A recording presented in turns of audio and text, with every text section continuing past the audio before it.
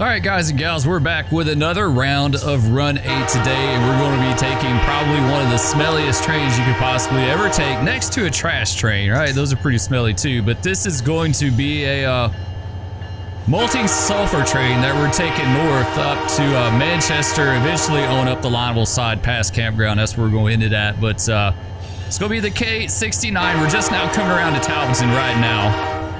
Talbotton, Georgia, and we're kind of going around there looking out for a signal, and we should be good to go. Got a few trains out there to meet today. See what's going to look like up here. Should be a clear. We'll double check and make sure. Yes, it is. All right, got it clear, so we're good to go.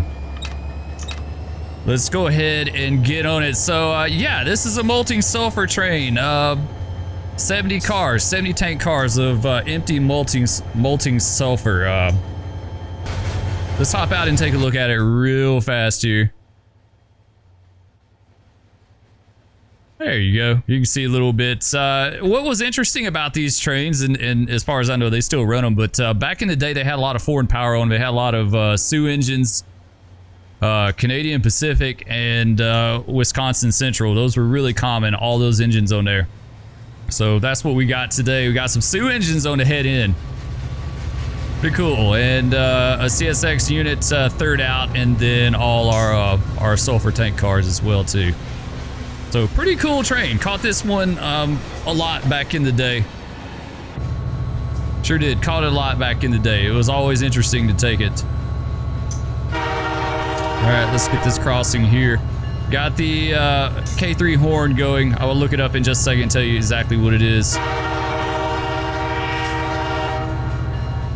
A lot of people ask about the horn mods that I use. I got like 2 different mods from 2 different sites. So I'd have to try to find those links again to see where they came from. But on this particular engine, we're using the K3L-2, whatever that means. I'm not a horn guy. I couldn't tell you that much about them, but either way, it sounds pretty nice, right? It's a good sounding horn. All right, so we're coming into Talbotton. We got a 40 mile an hour and 1.3 miles is 50 mile an hour track speed right here, and we got a 35 and 2.5 going down the hill towards the Big Liza. I think probably what we'll do is I don't know, we may actually get over 40. We may be able to is basically, do we have time to get over 40 and then slow it back down? Probably not. It's only 1.1 miles. We may get a hair over it, but not too much.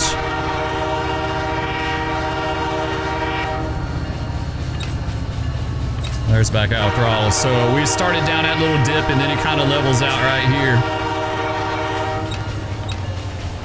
Kind of levels out through the siding here, at least towards the north end of it, and then it drops off again to the Big Liza down the big grade.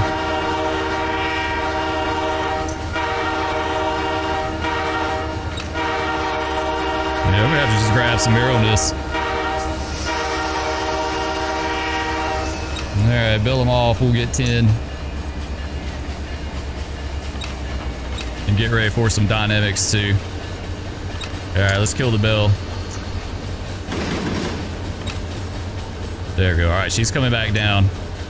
The 40 should be, or yeah, the 40 should be right up here in this curve, I think. Yeah, it is. Alright, let's let go of that. We'll kind of go with it a little bit. We may need to pull on it just a tad down the hill. Alright, so we got 40 on a diamond. Like I said, it's pretty steep down into the Big Liza. It's like 1%, give or take, a little under. Alright, we're in the 40. Next one will be the 35, just a little further down. Let's go ahead and set up dynamics for that. Come out of the power, wait a little bit. I think you're technically supposed to wait like 10 seconds. I don't know. I don't know if that's like strictly adhered to back in the day. Set it up. And then we'll gather our slack with B2.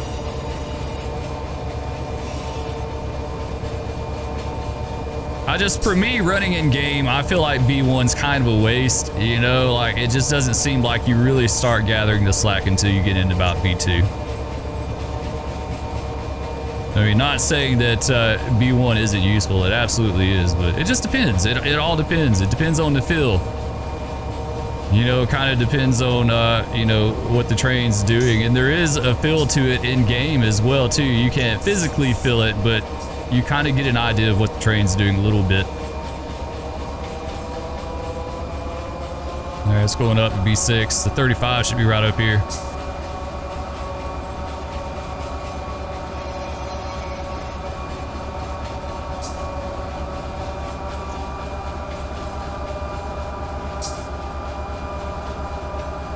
Yeah, there's our 35. All right, it's 35 on a diamond.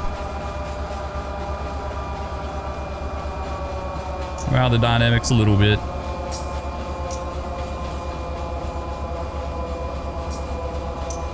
We're on a 0.95% downhill, so just a hair under 1% down. Really hard pull going the other direction. If you guys have taken any kind of tonnage trains the other direction with these reverse curves, man, it's bad. It's probably one of the worst pulls in the entire game, I think. It's up there. It's definitely up there. I think it's definitely a harder pull than going into Persico on the Manchester sub north of here. Like, that's another really tough one. This one down here is most definitely, like I said, I think it's probably one of the tougher ones. Cordille is worse climb, like grade wise, but it's a straight shot, you know, so you don't have the resistance of any curves on you. It's just pretty much a straight shot.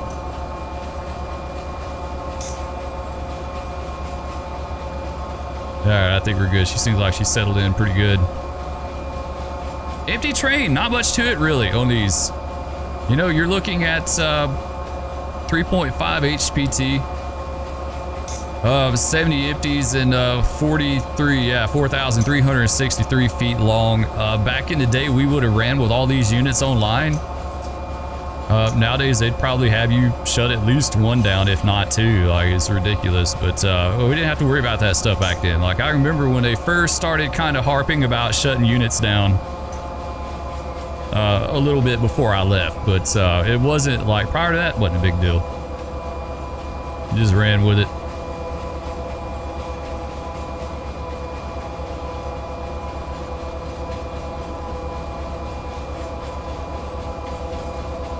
All right, there we go, and we can look at the graph and see what our train's doing. Of course, green, you know, green towards blue is going to be bunched, and then yellow towards red is going to be stretched.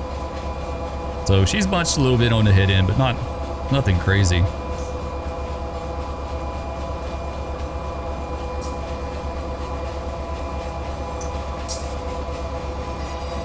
All right, she want to get a little fast on us here. Let's go back into 5 a little bit.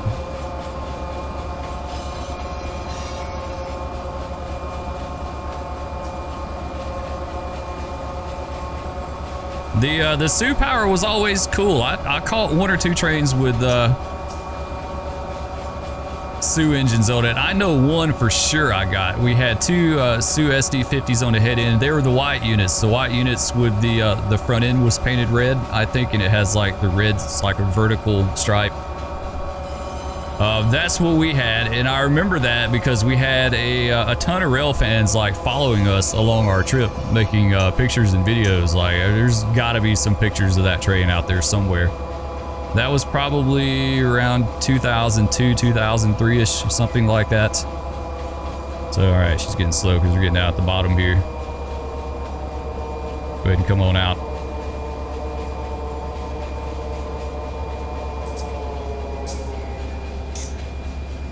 Either way, it was a pretty cool train to take.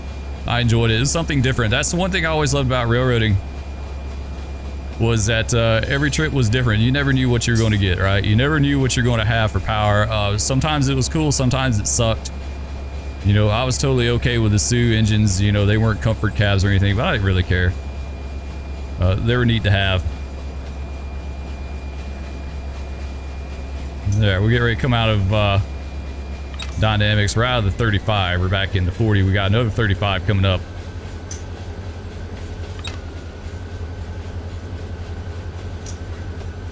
Go ahead and start stretching it out just a little bit. This is where it flattens out towards the big Liza down here.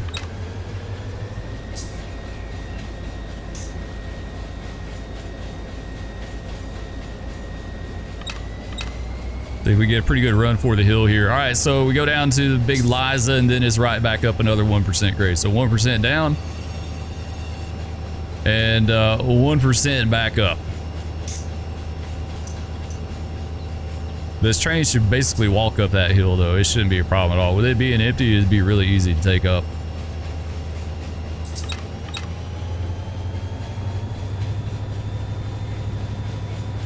All right, go ahead and wipe the throttle.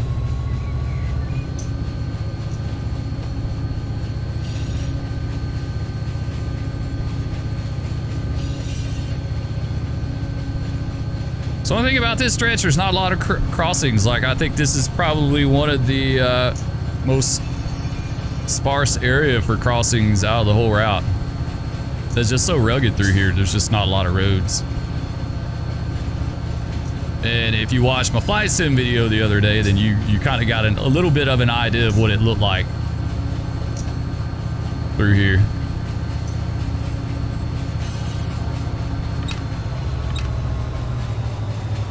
There we go, back up to 40. We'll let the grade slow us down for the 35. It shouldn't be a problem. All right, CSXK 6929 got a clear big Liza. And it's going to be the Sioux 6622 north outs. So that would basically be our radio caller, how I did it.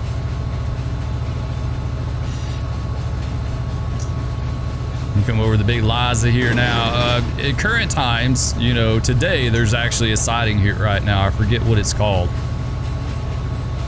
Maybe it's Bartlett. It may be Bartlett. I can't remember. Something makes me think it's called Bartlett, but either way, there's a siding there now. They've added, like, since the time period of this route in game, they've added about, what, 3, maybe 4 sidings to the route, to the line in real life.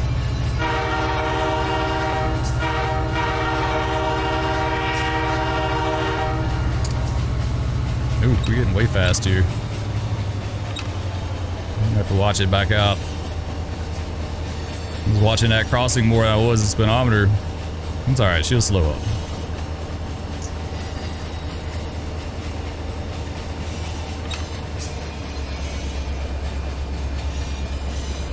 So we're starting back up 0.42% here, not too bad. The grade will pick up some more. We'll run roughly 1% up to Woodland, then it'll flatten out. It'll be like a shelf up there, just basically within the limits of the siding, and then from the north end of the siding up to Dunn Gap, then it's another 1% grade, basically. All right, we're slowed down for 35.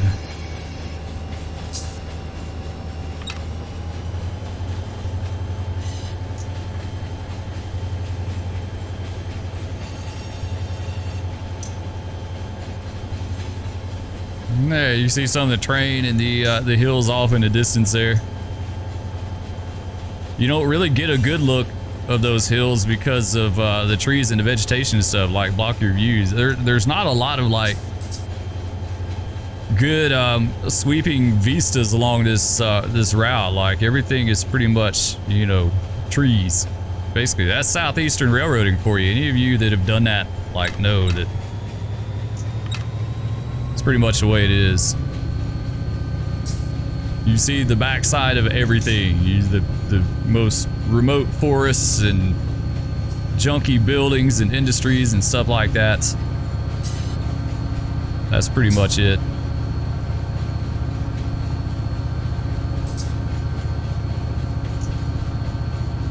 Alright, guys, know Diamond Board up here is going to be our 35.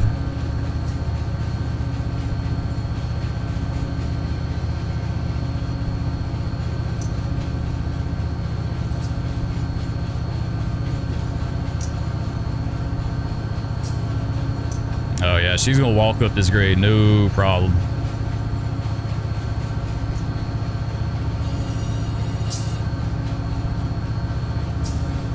We got, like I said, we've got 2 other trains to meet. I'm not sure where those meets are going to be set up at. Could be Woodland. It could be coming up here to Woodland. It could be Manchester. I don't know. We'll see how it works out. I kind of threw Otto a curve the way I set it up, so we'll see how Otto handles it.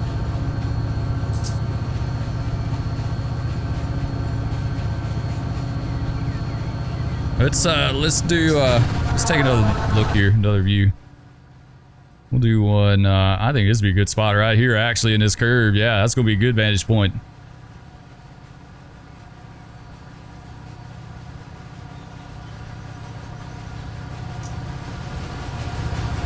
Very cool. Check it out. Let's go on up here a little further.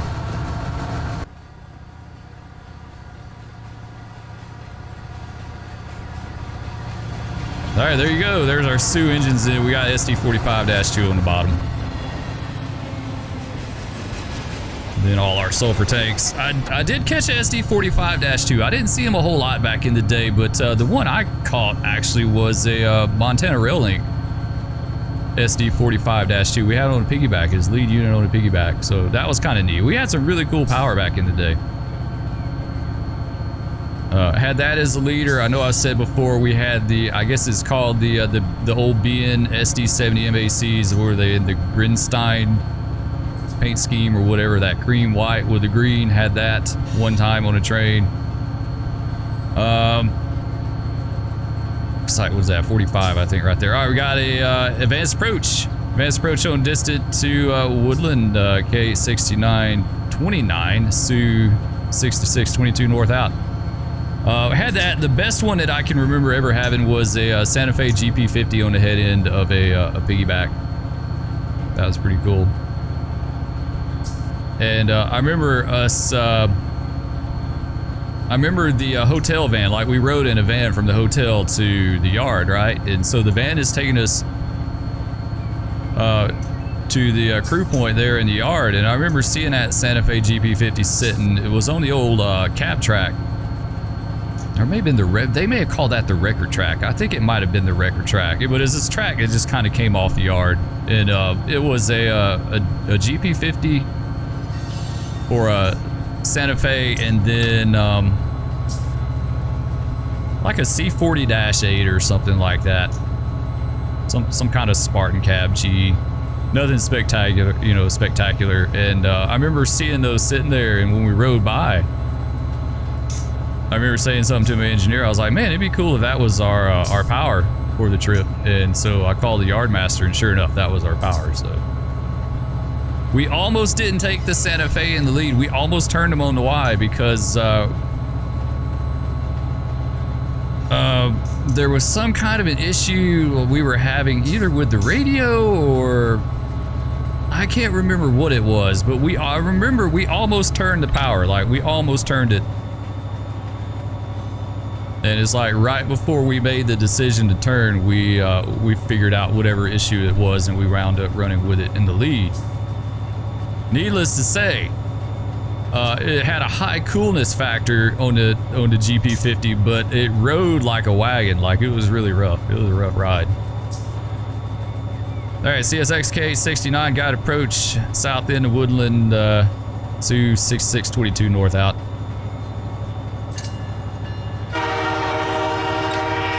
Go ahead and back out of the power just a little bit here.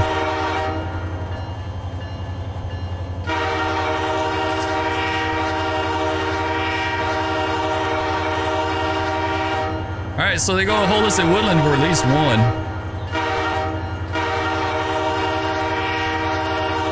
It looks like.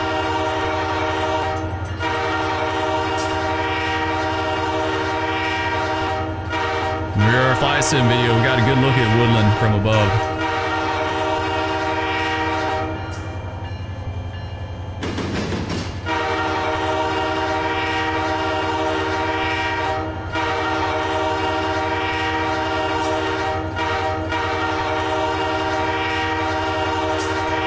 All right, I think that's it for the crossings.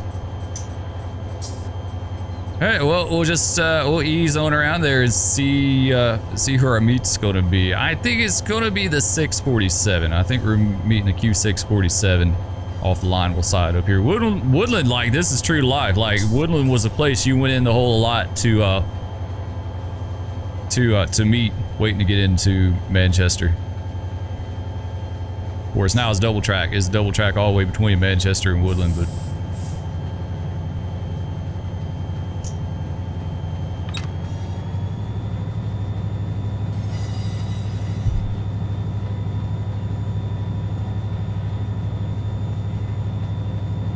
I don't think I have them calling signals. They may not. Let's look at it and see. Where's that at? Signal call. Yeah, it's off. Let's go all the way over here to CSX. So, no, they call everything, right? They call everything. I didn't mind. I didn't mind. I liked it. It gave you good situational awareness, like hearing where everyone was at and what they were doing, right? And it gave me something to do. As a conductor, like, you couldn't just always be sitting there with your feet kicked up. Alright, getting in that flat spot. Let's come out of the power some more.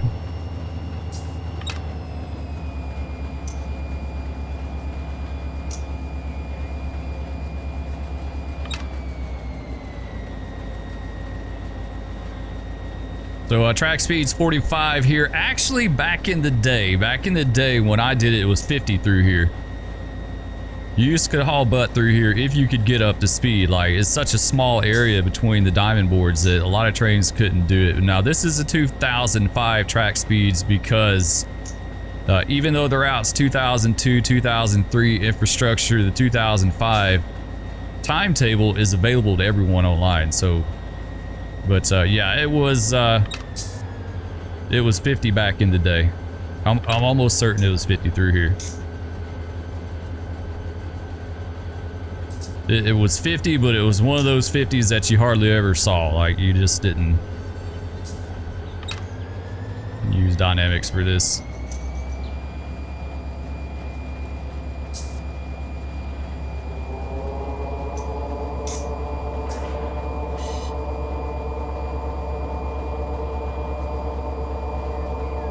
There she goes. She's coming on down.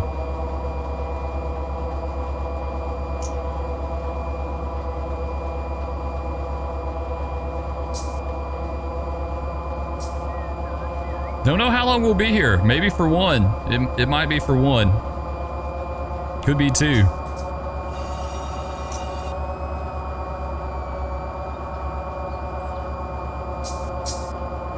Of course, you guys won't have to wait that long. We'll edit all that out for your viewing pleasure, but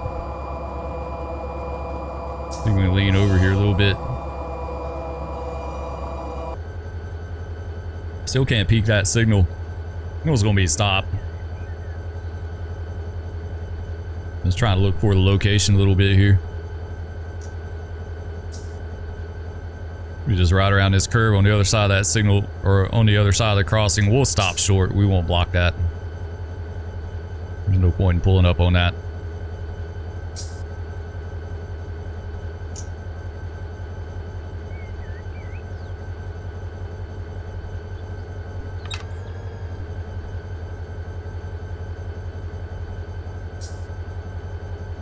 Just want to be sure to get that signal in view.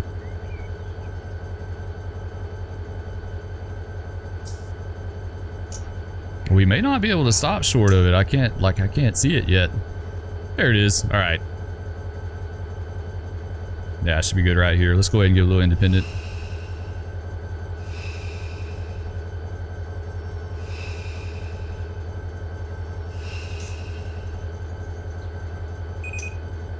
All right, we'll go ahead and get full. Draw the air down a little bit.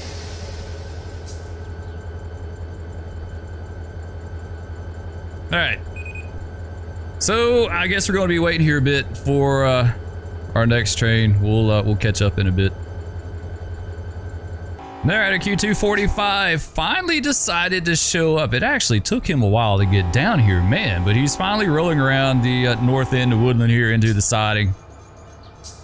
We'll see him. I don't know why that car stopped on the tracks like that. It's like the gate, I guess the gate came down on top of him or something and made him stop. Well, there you go. Here's Q245 pulling into siding. Here's the Q245, 27 Detroit to Jacksonville service today, for today. This is kind of an exception. It wasn't always, but for today. He's going to do an in and out the siding here. So medium in, medium out.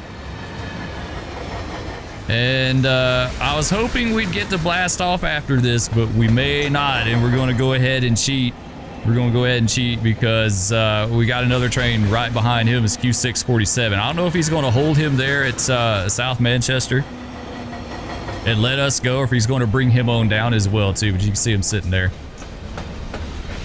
So anyway, we'll let Q245 get by real quick. Anyway, I was looking at comments on a video. Someone had just asked or just posted, said, thanks for the great videos. They're a great help. What is your favorite locomotive? That's a tough one. That's really tough. I would say for like reliability wise, nothing could beat an SD42. Like I've been on some of the most ragged rust bucket SD42s that pulled like no tomorrow. Like it's just incredible how they could just pull. Man, they really just could. They were very reliable locomotives. You know, hardly ever had any problems with them. They were just good units. Second locomotive for me, I think, as far as like reliability, would honestly be an AC 4400. Like it's ridiculous how ragged they ran those things on those coal trains back in, you know, 2 units was all we ever got on a coal train. 2 units and 80 to 90 cars, so about 12,000 tons, give or take, sometimes more.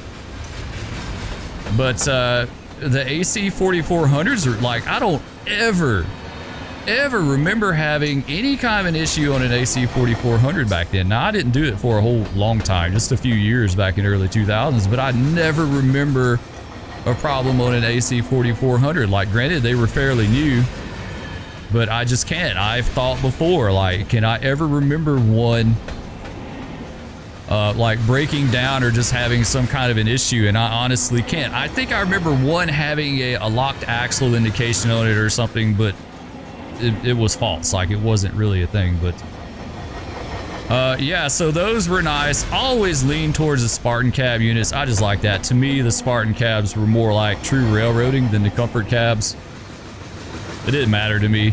Comfort cabs weren't really that comfortable, you know. I mean, they did have AC from time to time if it worked, but to me, nothing was better than running along on a Spartan cab with the windows open. I just really like that. So other units that I like the B-36s as far as looks wise. I always thought a bunch of tote boats on the head end of a piggyback back in the day looked really nice. But all right, let's see what we got here. Q245 train looks good. Markers hanging. Question is, are we going to get a light? Yes, we are. Nice. He's going to give us a light and let us go. So let's hop in. Let's do reverser forward. Come out on the throttle a little bit. Release the brakes. Ease out independent.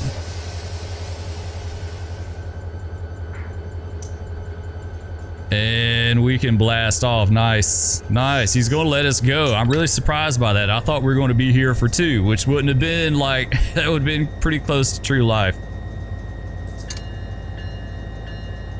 Pretty close to true to life. Any of these sightings coming into a terminal is always associated with like long periods of wait. Like, it just is. This is the way it works out.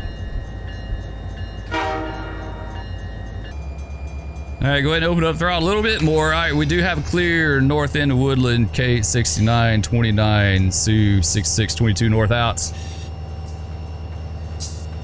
We got a 30 and 1.6 miles, so we're not going to be able to get very fast before we hit that. It'd be all right.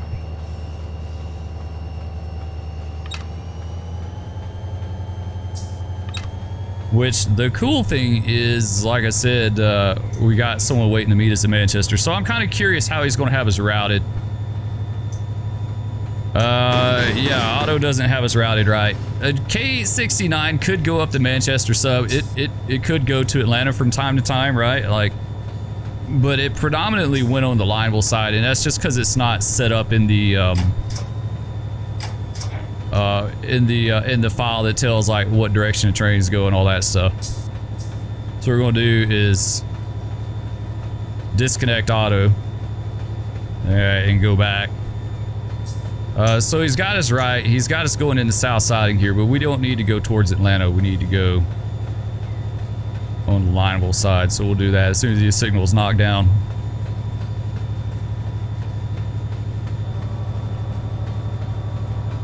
We'll go ahead and give us a light towards Birmingham, this way towards campground. All right, there we go. That knocked down. Gives a light here.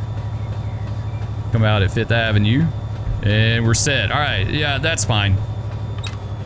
That'll work out because I don't think we can use the west siding. I think there's something going on with the west siding in game. Could go that way, but.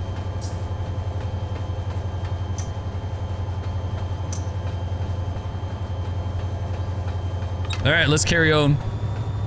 So our grade's picked up to 1%. That's a nice stout grade going southbound, especially on a tonnage train when you're having to go into siding at Woodland.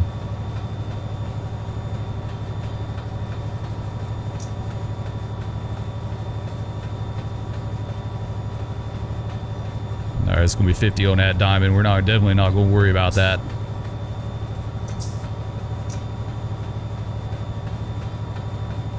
There, we got an approach on the distant to Manchester. K69, 29, Sioux 6622, north out. We're gonna go into south siding. Of course, we know that already. We saw that we were lined in there, so.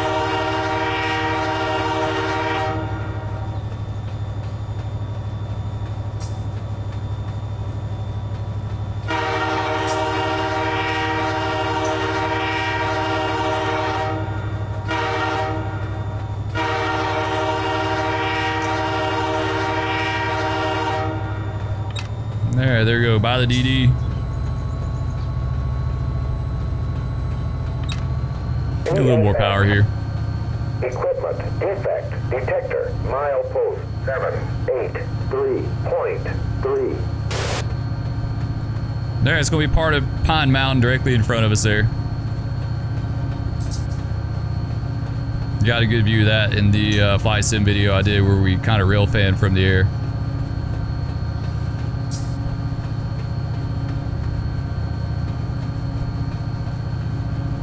And then our 30 is going to be right here.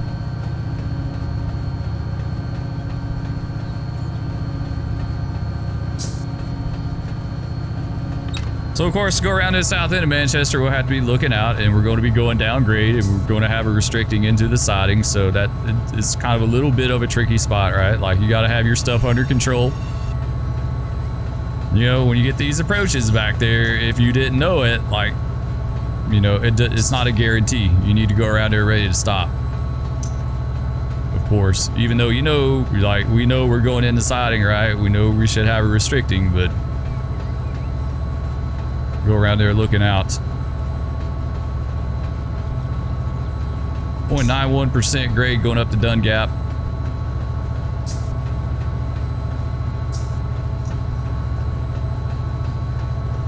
It's really cool. The one thing I love about this route is like how varied the running is from like the north end down to the south end. Like on the north end, the grades are really extreme and kind of, you know, drawn out a little bit.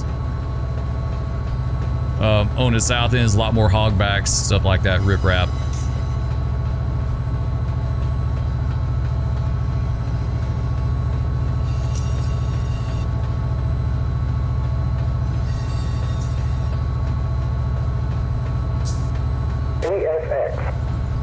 Equipment defect detector milepost 783.3. No defects. Total axle 298. End of transmission. All right, there we go. We get on the DD. No problems there. 647 stop waiting on us.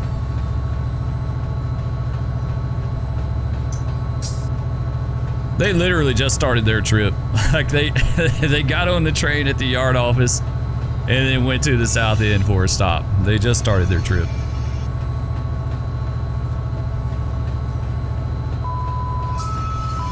One of the few times on the Fitz you'll get the alerter.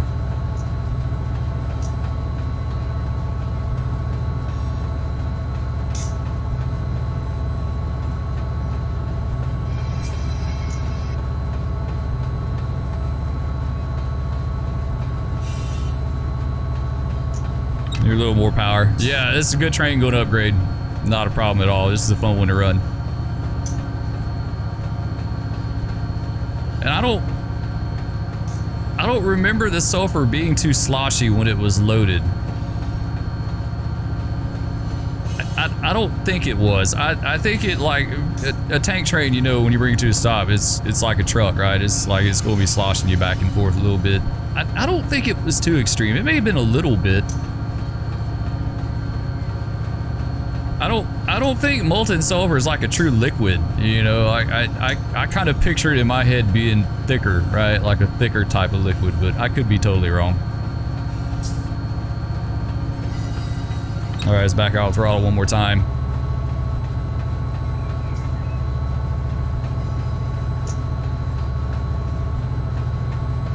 But they did smell. The train absolutely smelled. It definitely left a trail of sulfur odor behind it.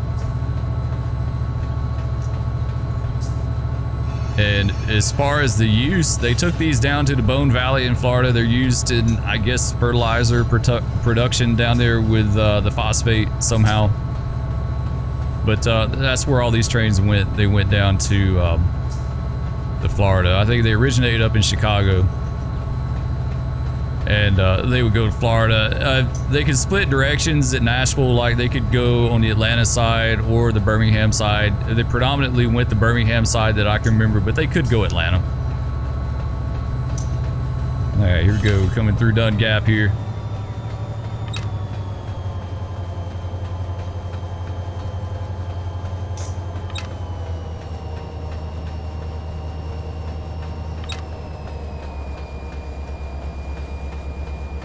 All right, back out throttle. Let's see. Grab a little air. Just, oop, didn't mean to hit that. Just as we ease around here to South Manchester.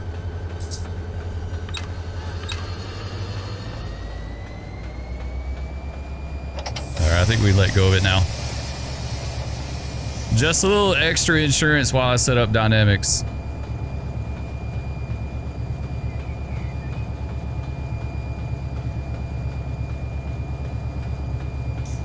It's not like we're running a tonnage train or anything like that. Like, it's not very heavy at all, but...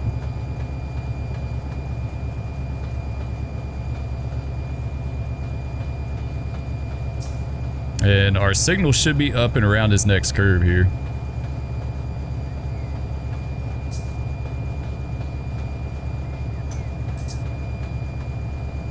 Now, I tell you guys now, if you don't have the Fitz, you're missing out. Like I said, I love the running on this. I got a soft spot for it anyway.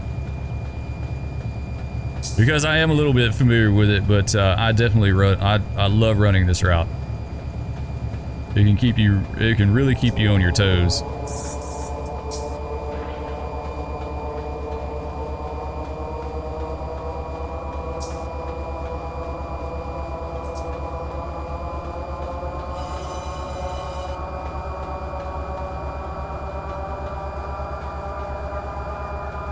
Let's get dynamics a little bit.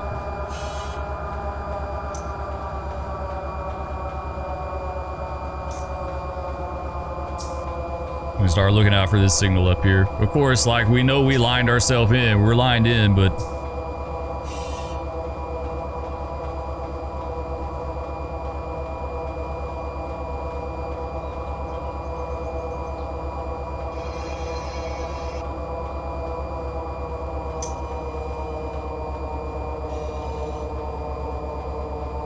we just ride around up here.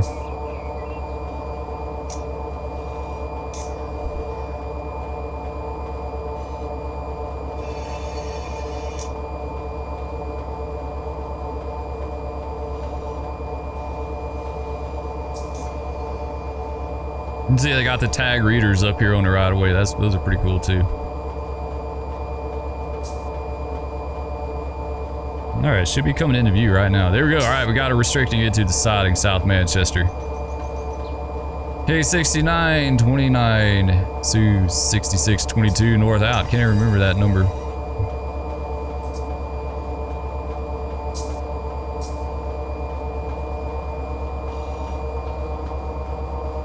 Alright, there's 647 waiting on us.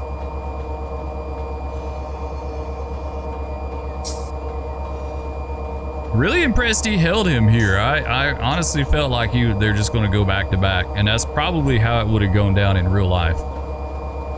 Unless the K train's running short on time, they might go ahead and run them on up here, but...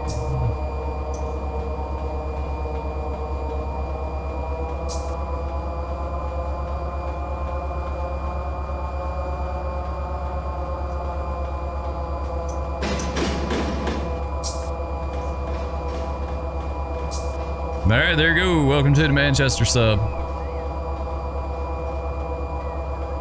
I think a lot of people don't realize that this was actually part of the Manchester sub back in the day. I don't know if it is now. They could have very well changed it. You know, that stuff on the railroad changes with the wind, right?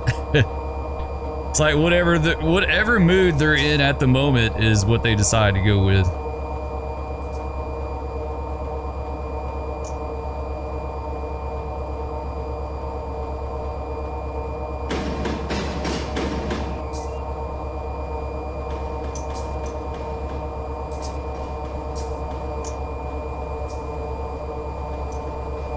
There, we got the Q647. That's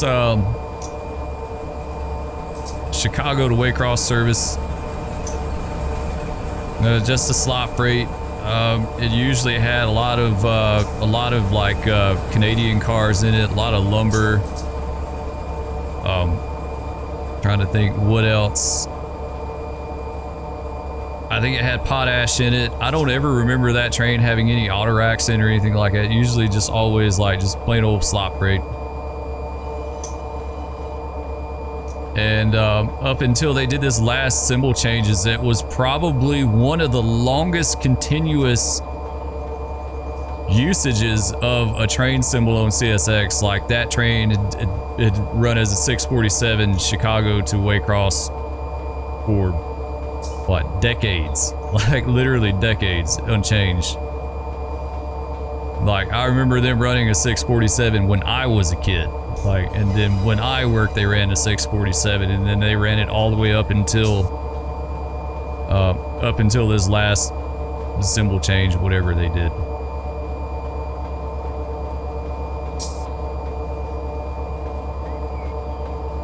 Let's go back in dynamic just a little bit because we are coming in on restricting. We got to go into this curve here. Got to stop within half range of vision, right? So we slow her up a little bit.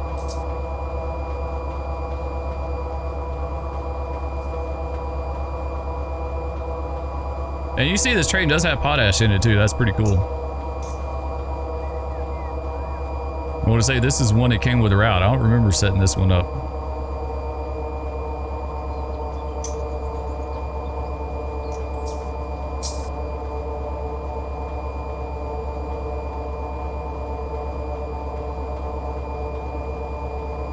Yeah, he does. He's got a lot of potash in it. Yeah, you see those exact hoppers in it. Like that's true to life.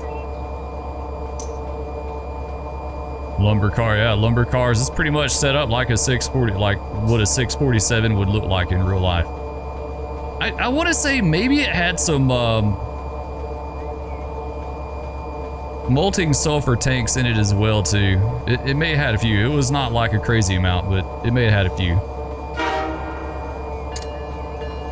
Let's blow for Elm Street here.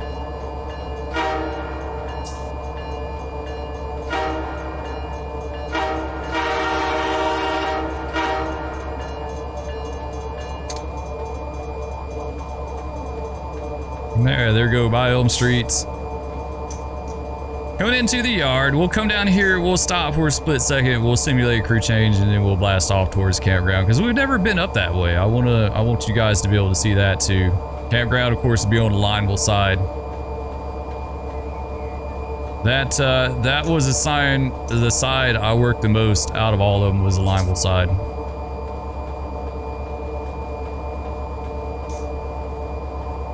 This is definitely more like home to me.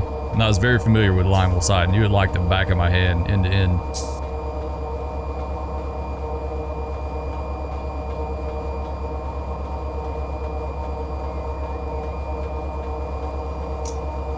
We got our cars for A720. The local works out of Manchester. His limits were Manchester up to a place called Standing Rock, Alabama. Though, like, we went to Standing Rock once in a blue moon. There was a pulpwood yard up there. So they basically got blown off a lot as far as service. Like, if you didn't want to make a trip to Standing Rock, you didn't go because it was pulpwood. It didn't matter. They're kind of phasing that out at that time anyway. The boxes there, the high cubes, those could very well be for Georgia Pacific. That was like the meat and potatoes of the local. Georgia Pacific was a high demand customer and one that they very much kept an eye on, and you made sure you made Georgia Pacific happy. Tank cars, I have no clue what tank cars would be in Manchester Yard for. They never did anything with tanks. So I don't know what those would be for, but the wood chip hoppers too, absolutely Georgia Pacific. When I hired out the NS, Georgia Pacific at Duran was joint served by NS and CSX. So we did the logs in some of the boxes, and the NS did the wood chips in some of the boxes. And it was that way for a few years until the NS had a washout on their line. They had some damage done. I can't remember what that storm was called back then, but they decided to just go ahead and close their line. They didn't reopen it after that. So we got the wood chip service at that point. We did everything.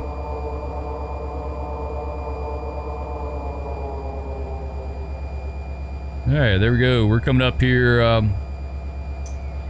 coming up to the depot. Yeah, you see the log cars. That was true life. Georgia Pacific took the log cars. Didn't covered hoppers. Yeah, you could have covered hoppers from time to time. Those went to a place just north of Manchester. Back then it was called Goodies. I think it was Goodies. I want to say we took plastic pellet hoppers in there once in a blue moon, like every once in a while. I think that's one of the biggest misconceptions I see with like virtual railroading is that everyone has this preconceived idea that all the industries get switched like every single day, like they're booming with business every day. That wasn't the case at all. Like you had only a very small handful of industries that were like got a daily switch. Everything else was, as you know, kind of as needed or once a week or once every few days or whatever. But that was definitely a thing. That was definitely a thing. All right, let's go ahead and start slowing down for our stop up here. Hopefully 647 get by us. I don't know why he hasn't started pulling yet, but he needs to go so we can swap out.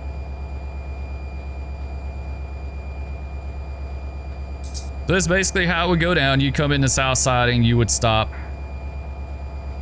right here in front of the yard office. Sometime on the main, if the main was available, you could swap there too. It just depended. Or you would swap on the main and they would run trains around you on the south siding. But either way, this is where you'd swap. Every once in a while they'd pull you down to like to a place called Childs and you would swap there, but that was kind of rare. That didn't really, I don't remember that happening a lot.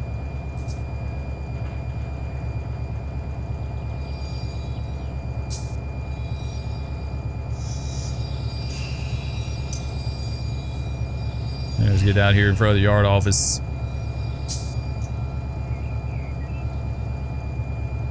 You zone up. So you would come in and the BG would tell you, hold in the south siding or something like that. Like you couldn't move anywhere in this yard without talking to the dispatcher first. Everything was hand throw. In game, they've got this signal up here. That of course, that's not true to life. That wasn't there. This was all hand throw, hand throw switches in the yard. All right, let's hop out.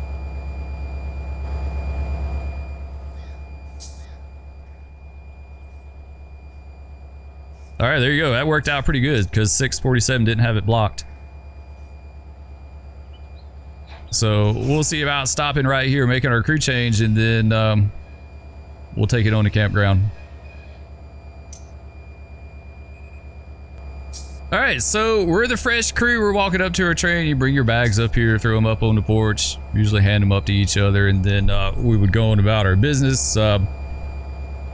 You can call the BG dispatcher either on the radio. A lot of times I like to just call him on the phone in the yard office before we left and let him know that we're ready to go, and then he would tell you how he'd want you to route out and you know, basically what you could do. So he could say you could come out at North Manchester this way, you could go around to 5th Avenue, you could take the west siding and come out at Childs. Like, there's a ton of different ways that you could go in and out of here, but either way, let's go ahead and we'll knock the brakes off. Come out of the Independent, we'll get going. All right, there we go, let's go.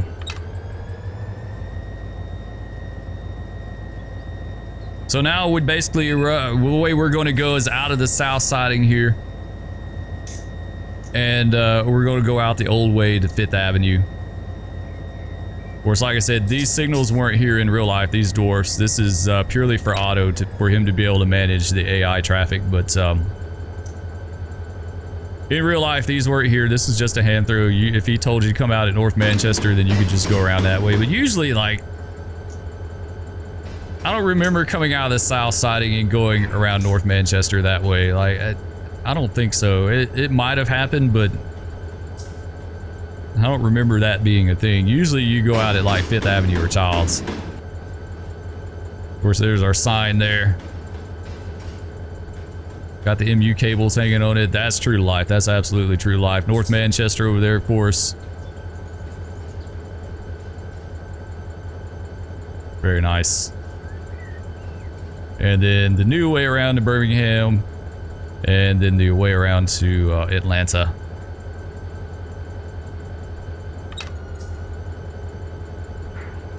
Alright, let's keep easing along. Alright, so this next track right here, if you went this way, like all these, this area was yard tracks, and they had like a locomotive servicing facility over here. They had a machine shop back in the steam days. They had all kinds of stuff over here. Wrecker tracks, like there was a lot more here than what there is now. I don't know why the west siding is blocked off in game. That makes no sense to me whatsoever. But that was one, like we stopped there a lot to swap. Absolutely, you'd stop right, you'd pull down, especially coming off the Lineville side, we would stop here. Usually you would swap in the west siding if the crew wasn't on duty like right away. If it's going to be a little bit, or if there's going to be a little bit of a wait, you would go in the west siding.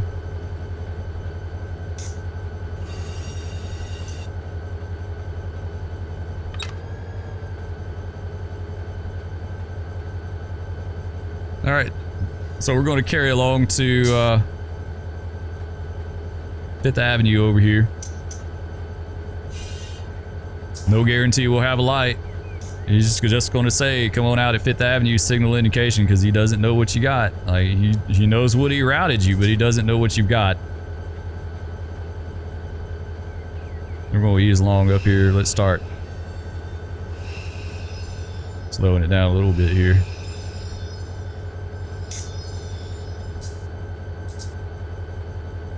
There we go. All right, medium clear. 10-mile-an-hour track though, so we can't blast off at medium speed. Only 10.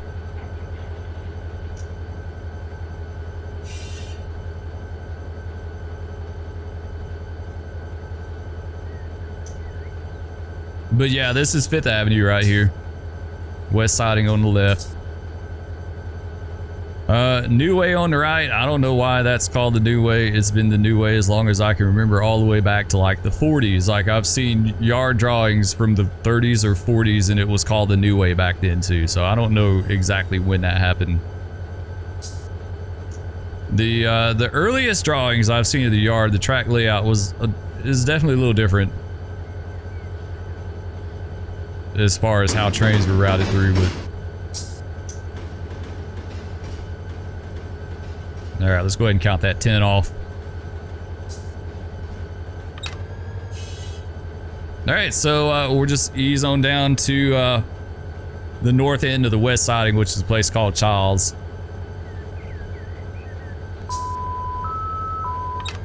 All right, she started to run a little bit fast on us. Let's go ahead and go into dynamics as we use down here, Charles. It's not quite a 1% down.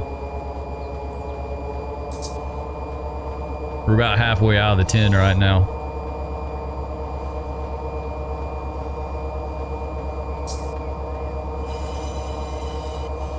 Usually slows up a little bit. Yeah, she's starting to slow up a tad. Molten Sulfur trains. That's one thing that I always remember about Molten Sulfur train. That was the train I was on the day we had stuck brakes about 50 deep in the train. And the wheels had gotten so hot they had turned blue. Like, it was a big deal. It was a big deal. And we had no clue. Like, we drug that train with stuck brakes through every defect detector on the entire route and didn't get popped a single time. Until another train told us that we needed to stop. And literally, like I said, I've told in the story before on another video, like it had big curls of metal that had been shaved off the wheels like it had been stuck in a lathe, right? And the metal was all curled up in the brake rigging in the trucks and stuff like that. The wheels had turned blue. Like, I could feel the heat coming off the wheels like several feet away. They were so hot. And like I said, on that particular day, we were the head-end train of a fleet. There's about 5 of us going north together, pretty much, one after another, and then one southbound, waiting in the siding. And we were running really short on time, and we got called to stop, you know, because of the stuck brakes, and we wound up going dead, and all 6 of the other trains wound up going dead. And I want to say one more went dead too. I think 7 of us wound up going dead because of that. Like, we completely jacked up the railroad that day. That was my train that did that, but we didn't know. We had no way of knowing. And the crazy thing was is that, like, we went across all those defect detectors. We went by multiple trains. We met multiple trains on that trip, but no one said anything other than the last one that we met that we had stuck brakes, and they were really adamant about it too. When we went by him, he said, "K-train, you got stuck brakes, stop right now." And you never, like, if someone told you to stop right now, you better stop. Something bad's happening. So, all right, here we go, coming around Charles. We should be out of the 10 here in just a second. There you go, there's 10.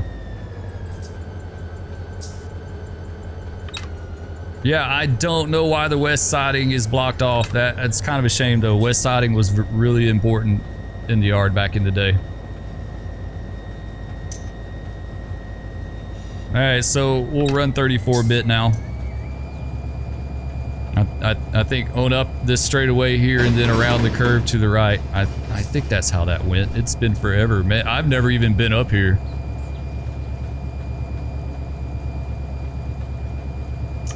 A little more throttle.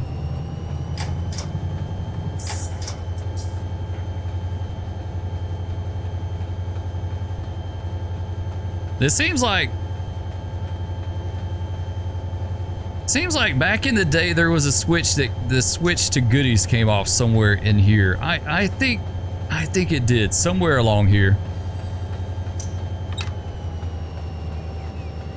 And you kind of went back in the woods on the left. And they, like I said, they took a plastic, I think it was a plastic pellet hopper. It was some kind of hopper we put in there, and it was just, like I said, once in a blue moon. It wasn't very often. All right, this should be our 50 right here. Yeah, 50 on a diamond, all right. We'll count him off.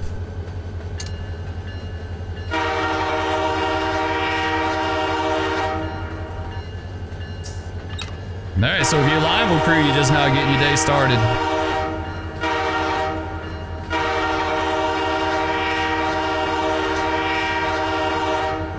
We'll roll along through a place called Warm Springs, and then a campground, and then a place called Durand, and that should be the end of the route.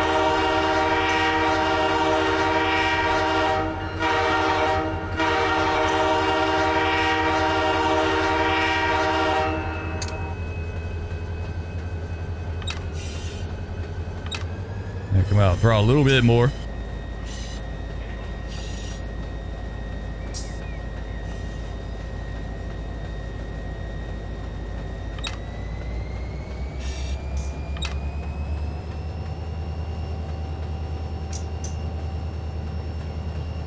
As soon as we get out of that 30, we'll be able to do 50.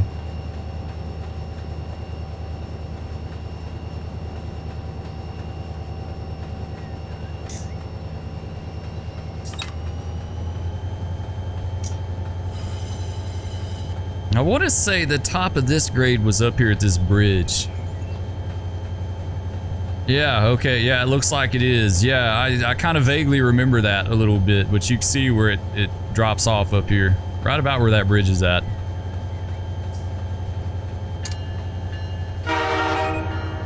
Alright, we cleared the 30, so now we can do 50.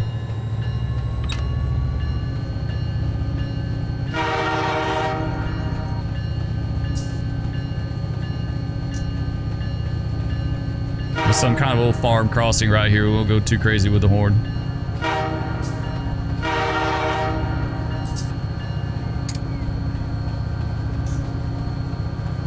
Alright, let's kill that counter.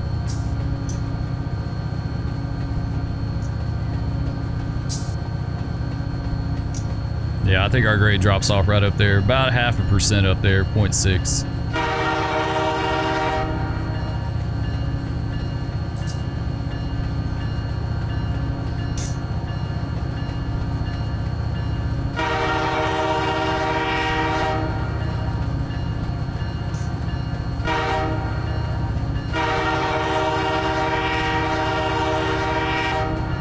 Kill the bell one more time.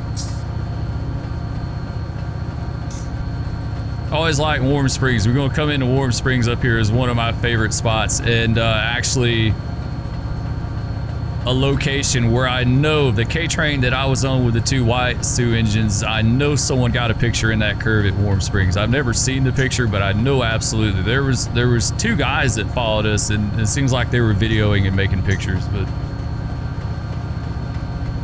this big, broad, sweeping curve back to the right once we go through Warm Springs. It was right in that curve where they made it.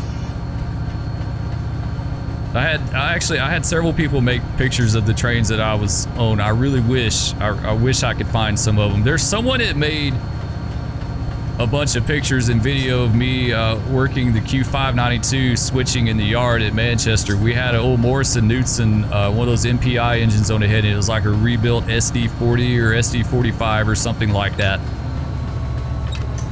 And it was kind of a rare engine, and so there's a whole bunch of rail fans out there videoing and making pictures, and they got some of me switching out there, but fortunately, I've never seen the pictures. I've never found them anywhere.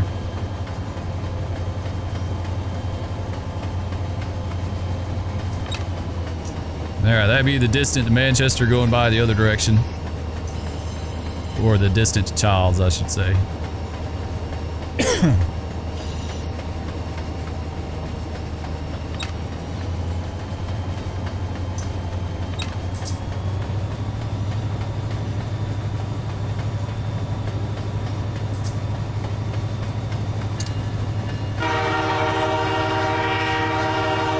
This definitely brings back memories. It brings back a lot of memories. I've went through here many times. TSXK 6929 got a clear Warm Springs. Sioux 6622 north out. Yeah, this definitely brings back memories right here.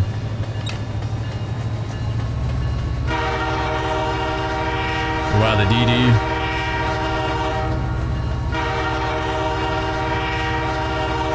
I want to say the DD was on the other side of the tracks. It may not have been. I kind of think it was, but I'm not sure on that. Equipment, defect, detector, milepost 793. Come over to the bridge. So that was Warm Springs right here. Actually, I think the Southern Cross right here used to have a bridge over right here. This is where President Roosevelt used to go on vacation way back in the day.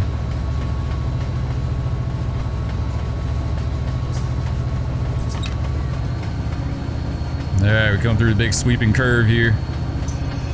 This is where the rail fans got the picture of my train with the Sioux engines, right through here. This is going to be a highway on the left-hand side there, kind of runs down below.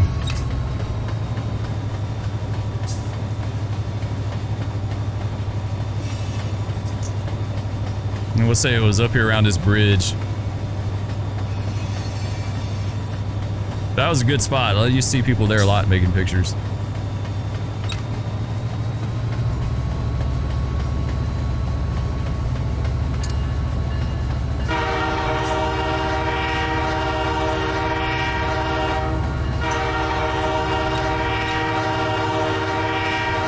Yeah, get a little bit busy right here. Got a lot of stuff going on.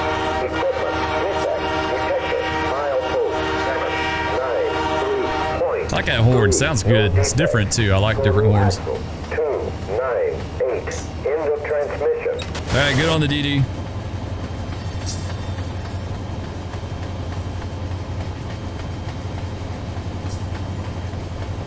This is my kind of railroading for sure. For sure. The comfort of your house. You can get up, go to the bathroom, get you a snack, whatever.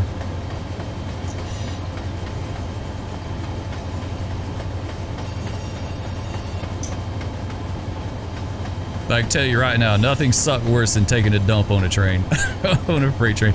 CSXK 6929 got a clear distance to campground. Sioux 6622 north out. Yeah, it sucked. The whole bathroom thing sucked. Didn't do it too much. Like, that was only in an emergency, right? That was only an emergency, and you went back to the second or third out unit. You went as far from the head end as you could. In case you guys always wondered about the bathroom. Of course, the bathroom's down the nose on these units. They're always gross, nasty, just really, really bad. Really, really bad. Smelled like no tomorrow. And, yeah. And, you know, you're getting rocked all over the place. If you had to pee, a lot of times what I did and other guys did too, that I remember, like, you just went on the walkway back here, right back here, and you stood and peed off the edge. You would pick a spot where, you know, there wouldn't be anyone around. You wouldn't do it when you're coming up on a road crossing or going by someone's house. You know, it was always like out in the middle of nowhere somewhere. And if you're in a location where you couldn't do that because people were around or something like that, then you would just go inside. But yeah, that's how that went down, and it sucked. It absolutely did. It absolutely did. So yeah, if you ever, I've known some people to pee in the corner, like right here, like if they didn't want to face out, they'd go in the corner right there. And so yeah, if you're on locomotive, don't ever touch around this part, right? Don't touch that side right there. Don't mess with it. All right, clear south campground. DSXK 6929, Sioux 6622 north out. All right, we're fixing to be at the end of the route, guys. It's gonna be it. It's gonna be kind of a long video, but a little different.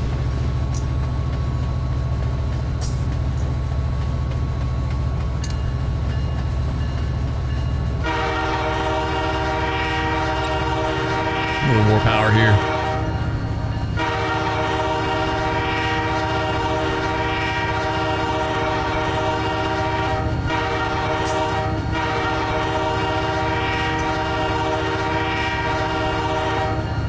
There we go. Come around here to the overhead bridge in the north end. Later on, this is what, maybe shy of 7,000 feet, 600 feet, something like that. Before I left, they had actually lengthened this siding to 10,000 feet. They'd taken it on north and made it a 10,000 foot siding. It was the original siding in the game. That happened when they did the runaround in Manchester. They did the double track project, but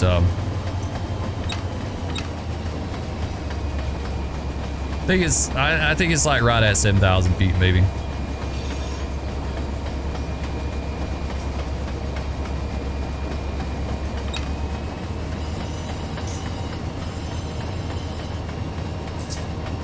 This XK 6929 got a clear north campground. Sioux 6622 north out. All right.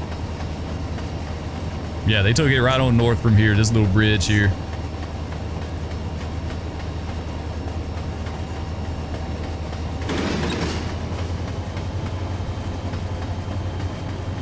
And then we got the switch up here on the right.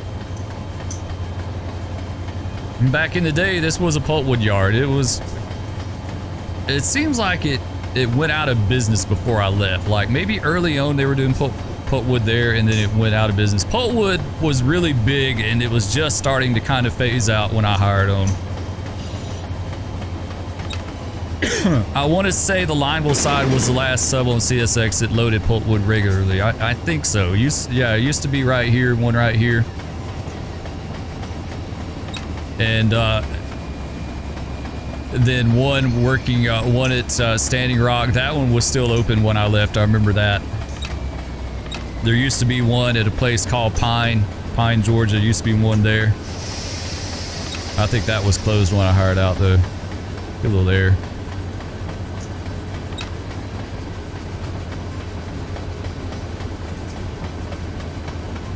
I want to run a little bit fast on us, but it's all right.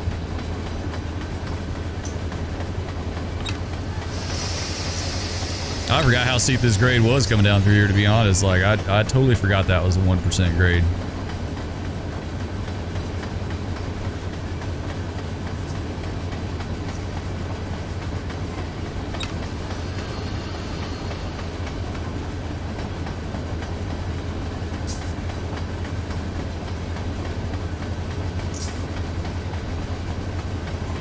All right, go ahead and get the bell, let go of the brakes. I'll throttle a little bit. Alright, so we're coming around to Durand. Durand would be Georgia Pacific over on the left. It was a very hot customer, a big deal. Came up here a lot on 720. 720 went to Standing Rock, but like a large majority of the time we turned right here. In fact, we would drop the cars by. You'd drop the cars right here. You'd roll them by. It shows it flat here on the grade. That's definitely a little bit off. So way it was in real life, you'd have the highway right here. I can't remember what highway it is. And then the southern cross too, they had a bridge. And I want to say it was a tunnel, like it was a tunnel crossing. Like we tunneled under the southern there. And I know they did a lot of undercutting through here for double stacks and stuff like that for high clearance cars. So it kind of dropped down up under the bridge in the southern and then came back up. So there's a downhill grade there because we used to drop our cars there, no problem. Like you clear your engines up on the storage track and you just drop your cars, you know, roll them by, and then you come out on the other end. So you won't have to use the siding to do that. We never ran around the train at campground. So yeah, the grade's off a little bit right there. It shows it is flat. It should be a little bit of a downhill. And I remember that Durand where they undercut there was always there's like a high water table there or something. They always had trouble with drainage right there. Like it was a big problem. They wound up doing a lot of work right there. All right, we saw the cow back there, so we should be coming up to the end of the line. In fact, we are. That's it. All right, guys. This is a Manchester sub. We'll run it off the end of the tracks, just so we can say we did that. And we'll go full speed ahead. It's all or nothing, right? It's either go big or go home. So it's gonna be number 8 throttle. We're gonna run it off. But be prepared to be disappointed because nothing's gonna happen. It's not gonna be a huge pile up. I want to say the next signal up here was 801, I think.